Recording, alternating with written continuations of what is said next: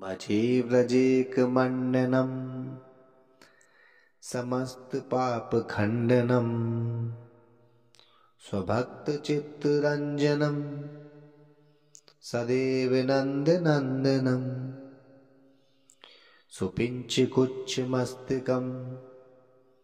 सुनादवेणुहस्तकम् अनङ्गरङ्गसागरं नमामि कृष्णनागरं मनोजगर्वमोचनं विशाललोललोचनं विदूतगोपशोचनं नमामि पद्मलोचनं करारविन्दभूधरं स्मितावलोकसुन्दरं महेन्द्रमानदारणं नमामि कृष्णवारणं कदम्बसूनकुण्डलं सुचारुगण्डमण्डलं व्रजाङ्गनैकवल्लभं नमामि कृष्णदुर्लभं यशोदया समुदया सगोपया सनन्दया युतं सुखैकदायकं नमामि गोपनायकं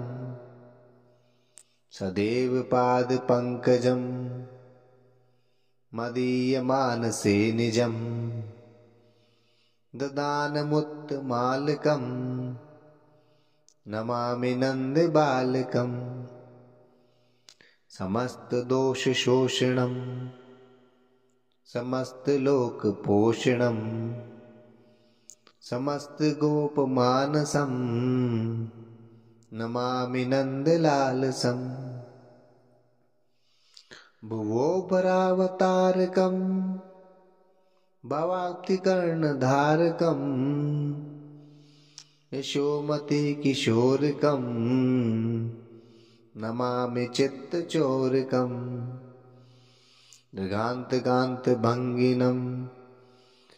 सदा सदालसङ्गिनं दिने दिने नवं नवं नमामि नन्दसम्भवं गुणाकरं सुखाकरं कृपाकरं कृपापरं सुरद्विसन्निकन्दनं नमामि गोपनन्दनं नवीनगोपनागरं नवीनकेलिलम्पटं नमामि मेघसुन्दरं तडित्प्रभालसत्पटं समस्तगोपनन्दनं हृदम्बुजेकमोदनं नमामि कुञ्जमध्यगं प्रसन्नभानुशोभनं निकामकामदायकं दृगन्तचारुसायकं रसालवेणुगायकं नमामि कुञ्जनायकं विदग्धगोपिकामनो मनोज्ञतल्पशायिनं नमामि कुञ्जकानने प्रवत्वहायिनपायिनं किशोरकान्तिरञ्जितं दृगञ्जनं सुशोभितं गजेन्द्रमोक्षकारिणं नमामि श्रीविहारिणं यथा तथा यथा तथा तदेव कृष्णसत्कथा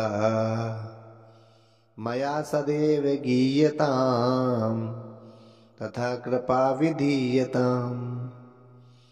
प्रमाणिकाष्टिकद्वयं जपत्यदित्य यः पुमान् भवेत् नन्दनन्दने